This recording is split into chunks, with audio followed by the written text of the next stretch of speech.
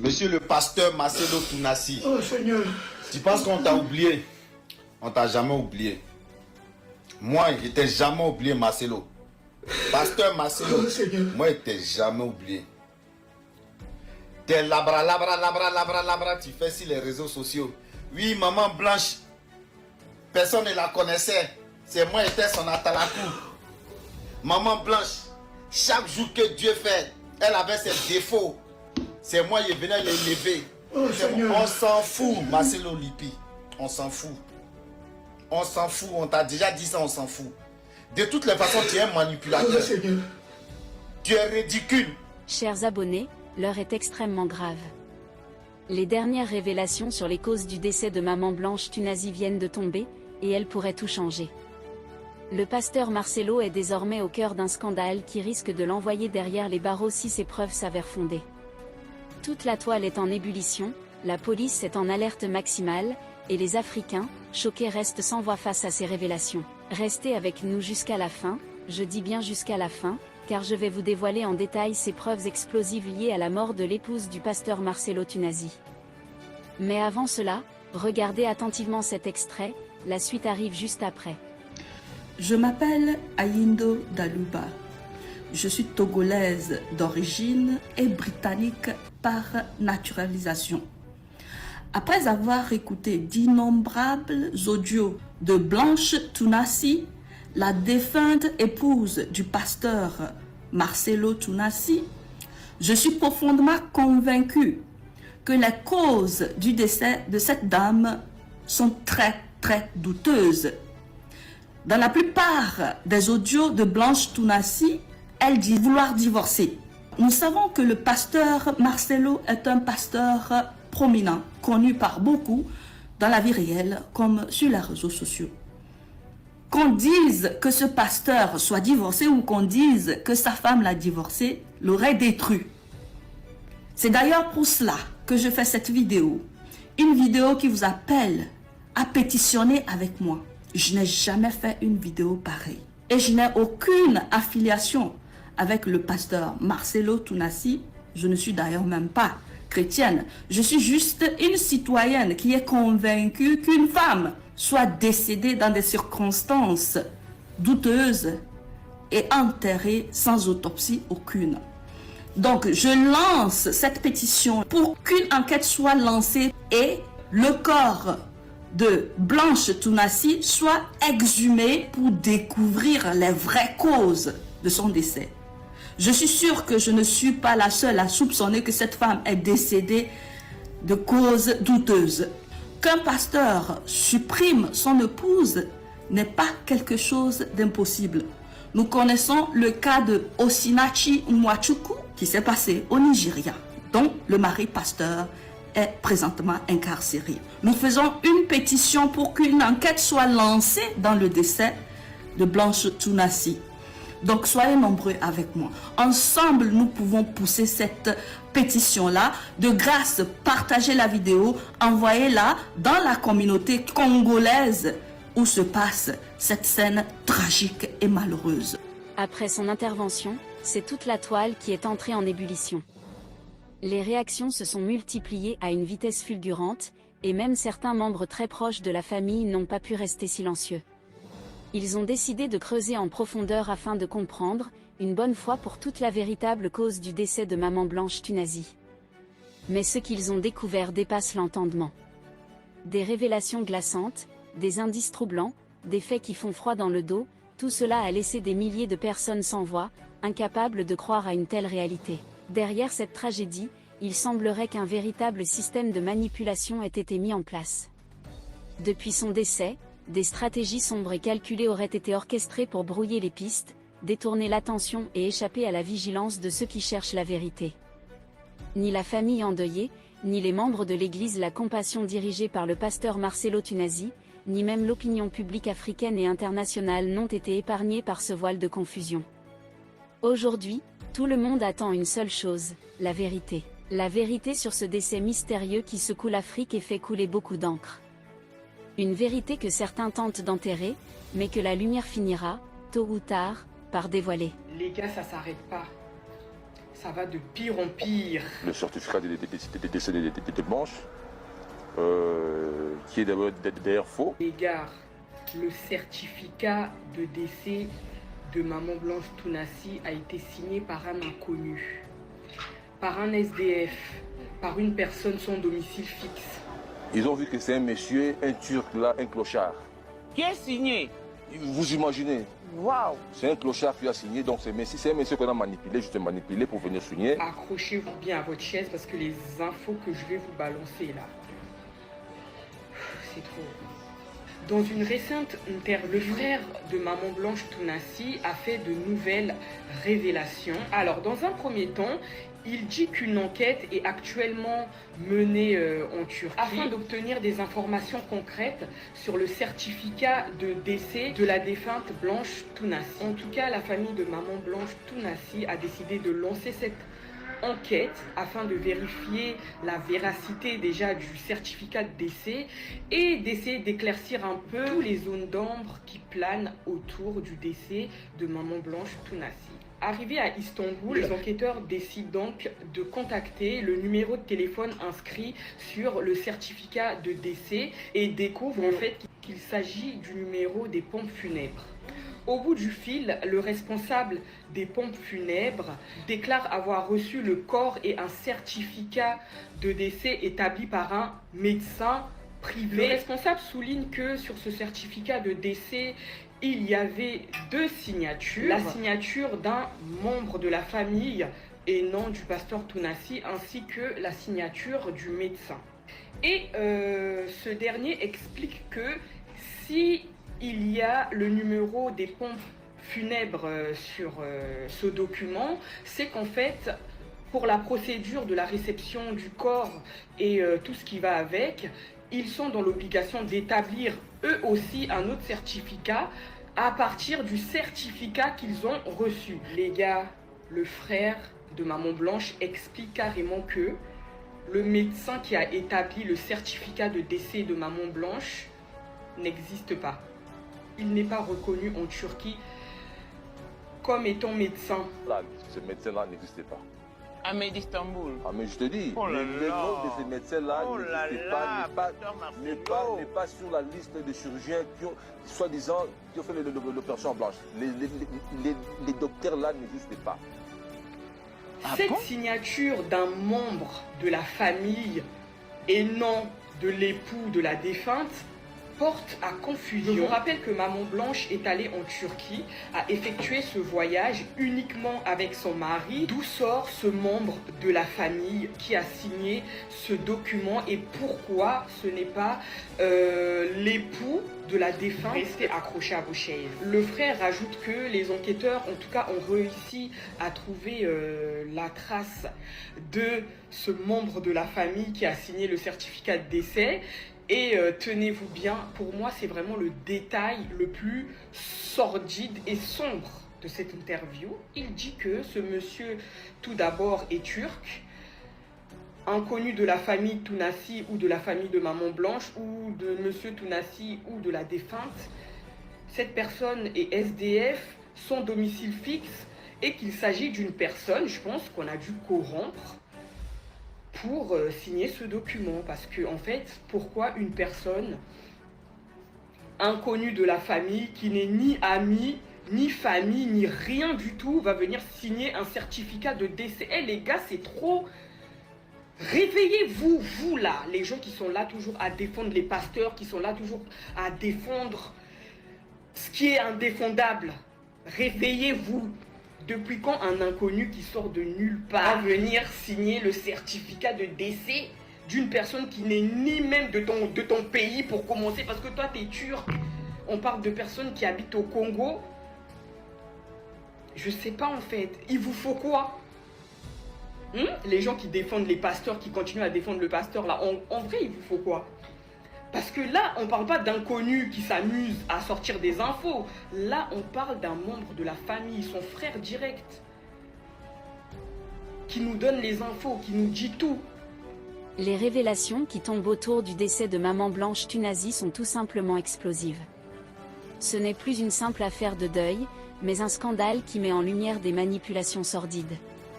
Imaginez un peu, le certificat de décès d'une femme respectée, épouse d'un grand homme de Dieu, signé par un inconnu, un sans-abri turc. Oui, vous avez bien entendu, un SDF, sorti de nulle part payé ou manipulé pour apposer une signature. C'est du jamais vu, un affront à la mémoire de la défunte et à toute sa famille. Mais ce n'est pas tout. Le médecin qui aurait rédigé ce fameux certificat n'existe même pas en Turquie. Son nom ne figure sur aucune liste officielle, ni parmi les chirurgiens qui ont pris en charge Maman Blanche. En clair, un faux document, avec un faux médecin, et une fausse signature. Une mascarade soigneusement montée pour tromper tout le monde. Et la confusion continue, on retrouve soi-disant la signature d'un membre de la famille aux côtés de celle de ce médecin fantôme. Mais qui est ce mystérieux proche ? Les enquêteurs découvrent qu'il s'agit encore une fois d'un parfait inconnu. Un Turc, sans domicile fixe, totalement étranger à la famille, payé pour signer ce papier frauduleux. Alors la question est simple, qu'est-ce qu'on nous cache ? Pourquoi tant de mensonges, tant de manipulations autour de la mort de Maman Blanche ? Pourquoi falsifier des documents si tout était clair et transparent ? Aujourd'hui, ce scandale éclabousse tout le monde, la famille, l'Église, et surtout le pasteur Marcelo Tunazi, dont l'image est gravement fragilisée. Car une chose est sûre, quand un frère de sang de la défunte dénonce de telles irrégularités, ce n'est plus une rumeur, c'est une alerte rouge. Le peuple africain et toute la diaspora exigent maintenant des réponses. La vérité doit éclater et justice doit être faite. Tant que ces zones d'ombre persistent, le doute reste entier et le scandale ne fera que grandir.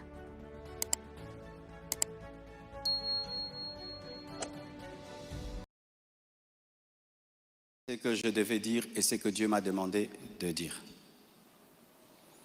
Shalom bien-aimé. Et j'aimerais que ça passe en ligne. Comme le combat est sur Internet, la réponse est sur Internet également.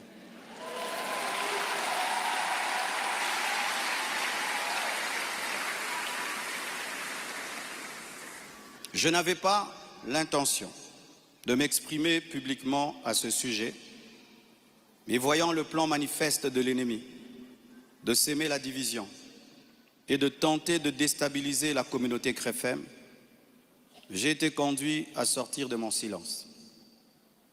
Et cela se fait aujourd'hui dans toutes les extensions compassion dans le monde. Les pasteurs vont parler en résumé ce que je suis en train de dire ici, car les fidèles ont besoin de réponses.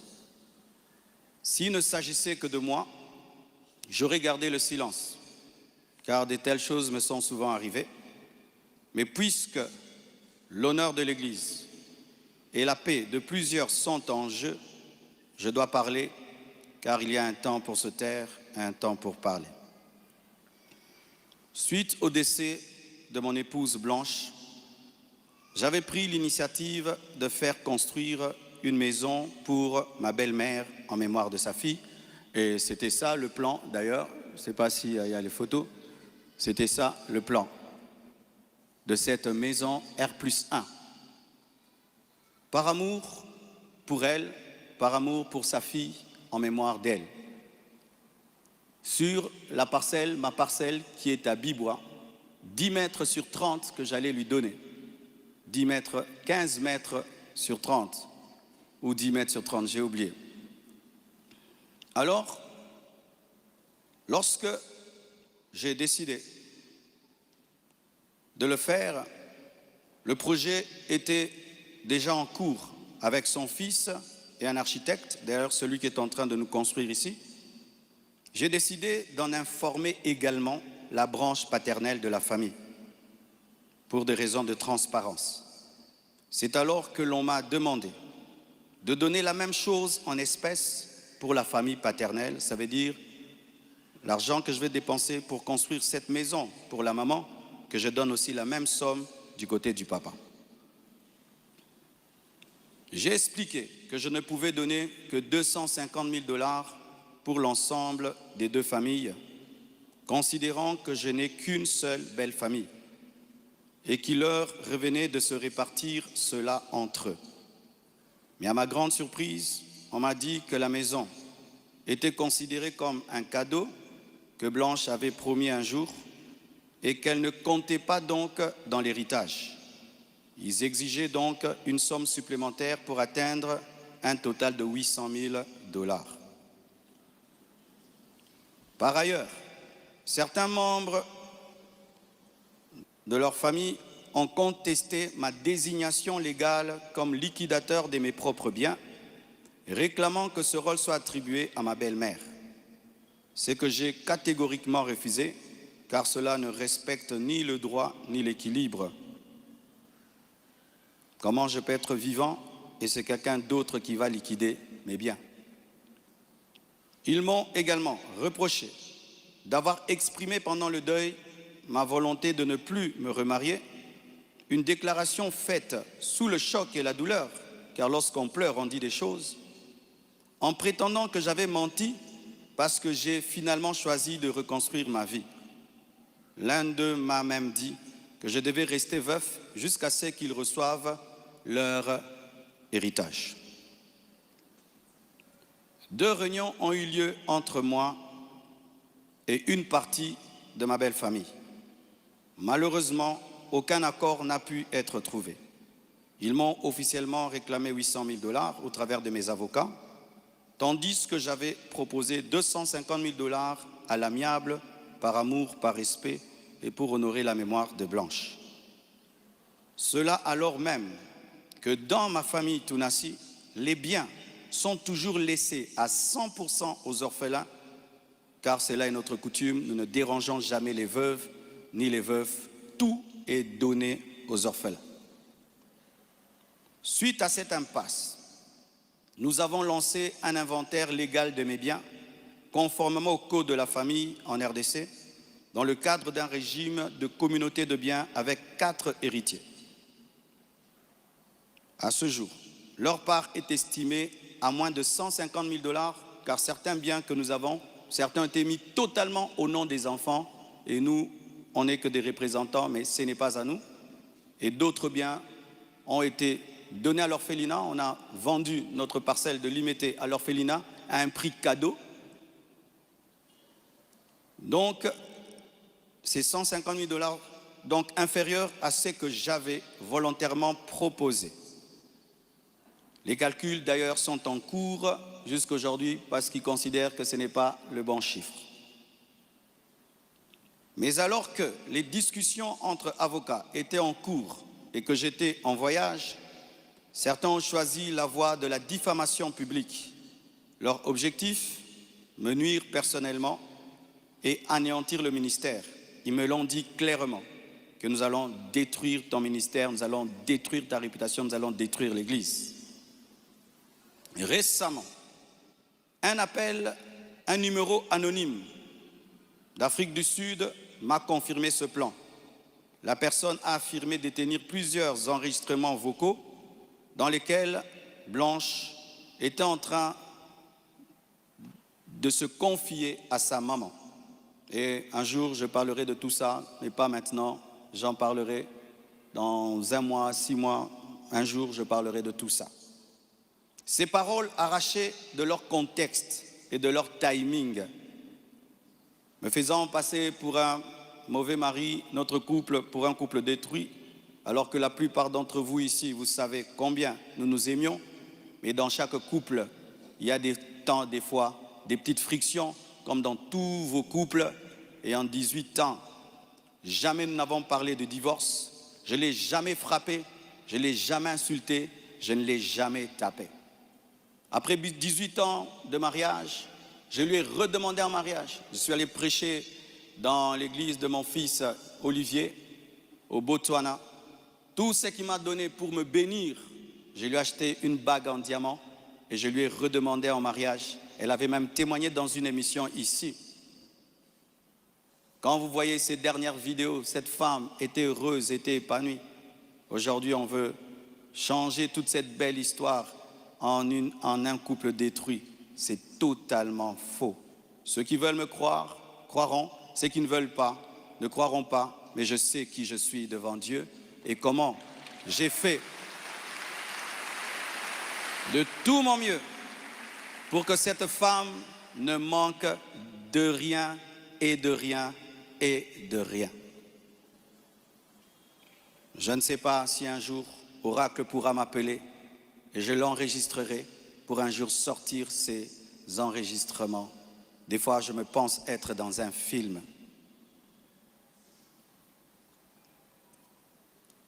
Il m'a aussi été reproché faussement qu'Esther venait déjà à Kinshasa du vivant de Blanche, ce qui est faux. Vous pouvez aller à la DGM, c'est seulement le mercredi. Elle est venue quand? Mercredi qu'elle est venue. Et d'ailleurs, quand elle est arrivée à l'aéroport, la DGM devait l'amener parce que c'était sa première fois. Je l'ai rencontrée après le départ de Blanche au travers d'un ami. Avant cela, je ne la connaissais pas. On ne se connaissait pas. Et on dit que j'allais souvent au Canada, plus de 10 fois. De toute ma vie, je suis allé au Canada que 2 fois, pendant que Blanche était vivante. Et après, j'ai voulu aller, je n'ai pas eu le visa. Ceux qui font mes démarches de visa du Canada sont là. Je ne suis même pas allé 3 fois au Canada dans ma vie. Et ce qui est pire, on dit que j'ai pris ces biens, ces sacs, c'est plutôt ces habits, j'ai mis dans des sacs poubelles pour donner à la belle famille. Est-ce que toi, tu gardes tes habits dans des sacs poubelles pour que moi, j'ai des sacs poubelles à mettre des vêtements? On a mis ces habits dans des valises et dans des gros sacs parce qu'il y en avait beaucoup. Quand ils sont venus prendre les habits, ils ont cru qu'il y en aurait quelques-uns. Il n'y avait pas assez de place dans leur voiture. J'ai dû leur prêter même un bus pour amener les habits. Il y avait au moins 4 grandes valises et des grands sacs. Les sacs là qu'on utilise quand on a trop de vêtements. Mais ce ne sont pas des sacs poubelles. Plus de 6, si j'ai oublié. J'ai même la photo, je compte parce qu'il faut être précis. C'est ça, 4 valises et 1, 2, 3, 4, 5, 6 grands sacs. Et si certains doutent, je vais vous envoyer tout ça au président des départements. Vous aurez ces photos. Tout ça, pourquoi?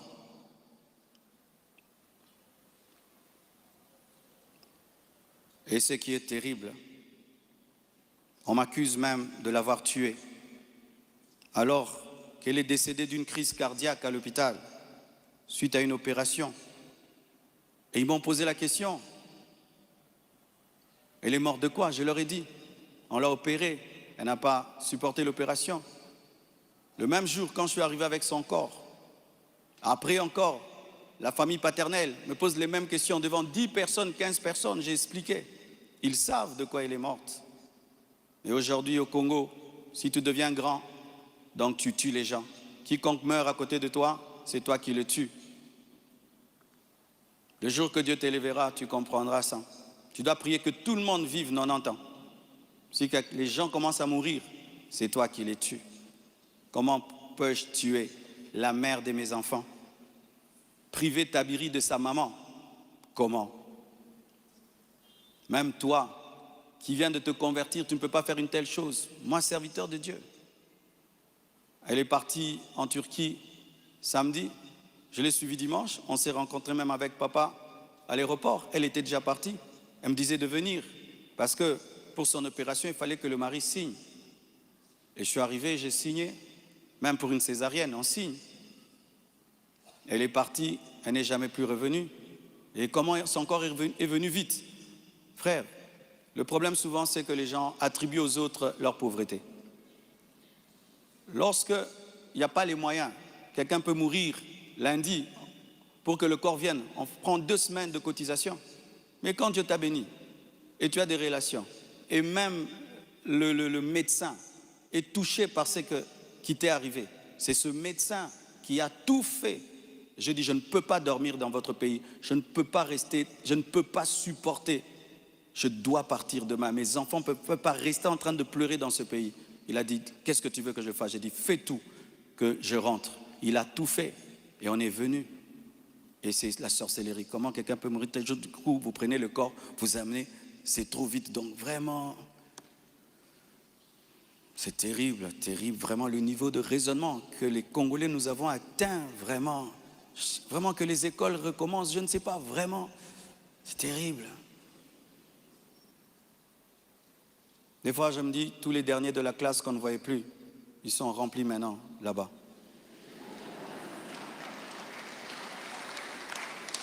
Et vous savez, le dernier de la classe, le professeur donne un cours de 2 heures du temps, et puis il a 1 sur 10.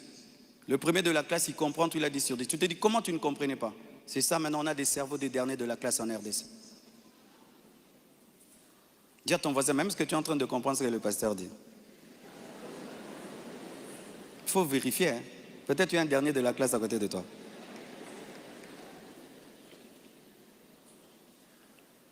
Tout cela n'est rien d'autre qu'un chantage, motivé par l'appât du gain, car cette personne me dira, donne-nous l'argent, nous avons des voices, sinon nous allons te détruire. Tout ça, c'est un chantage motivé par l'appât du gain. Pourtant, malgré tout, j'étais disposé, je suis disposé à donner 250 000 $ par respect pour Blanche et pour sa famille et pour la paix. Mais je ne peux pas accepter l'injustice d'une exigence démesurée de 800 000 $. Comme je vous dis toujours, cette église n'appartient pas à mes enfants. J'ai investi 26 ans de ma vie dans cette église, mais rien n'est à mes enfants. Qu'est-ce que mes enfants auront? Les quelques biens que j'ai, c'est à eux. Ils ne viendront pas un jour vous déranger ici. Et donc je ne peux pas donner par peur ou par chantage ce qui est à eux. Ils diront, tu es quel genre de père? Et l'église, ce n'est pas nous. Et ce que tu as n'est pas à nous. Je ne le ferai pas. C'est pourquoi j'aimerais dire aux veuves et aux veufs, ne vous laissez pas dépouiller. Ne vous laissez pas dépouiller. Ne vous laissez pas dépouiller. Ce que je prêche, je le vis. Mon combat, c'est que je vis ma prédication, mon message. Mon combat, c'est le message de la sainteté qui dérange. Mon combat, c'est que une fois, j'ai vu l'esprit du léopard et il m'a dit, tu veux me combattre? Ce pays est tenu par un esprit de léopard, un esprit méchant. Regardez comment nous sommes devenus méchants. Regardez comment nous sommes devenus méchants, mes frères. Cette méchanceté démoniaque satanique. Et quand j'ai vu cet esprit, vous avez vu tout ce qu'on a connu. C'est pourquoi, pour finir, je vous prie, ne cédez pas à la haine. Au-delà des personnes visibles, il y a un combat spirituel. C'est une attaque de l'esprit de léopard que Dieu m'avait déjà révélé. Un esprit rusé et violent qui cherche à abattre les hommes de Dieu et à ravager les familles. Bénissez ceux qui vous persécutent. Priez pour ceux qui vous calomnient. Matthieu 5, verset 44. Ce n'est pas le moment de combattre dans la chair. Restons enracinés dans la vérité, dans l'amour et dans la prière.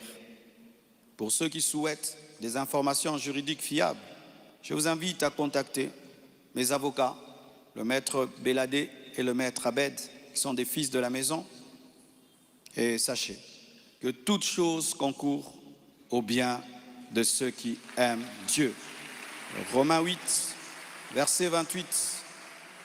Et je rends grâce à Dieu pour toutes mes épreuves et tous mes combats. Je suis l'un des hommes de Dieu aujourd'hui les plus persécutés dans ma génération. Quand je regarde mes amis, mes pères, des fois je me dis, Satan vous a oublié ou quoi?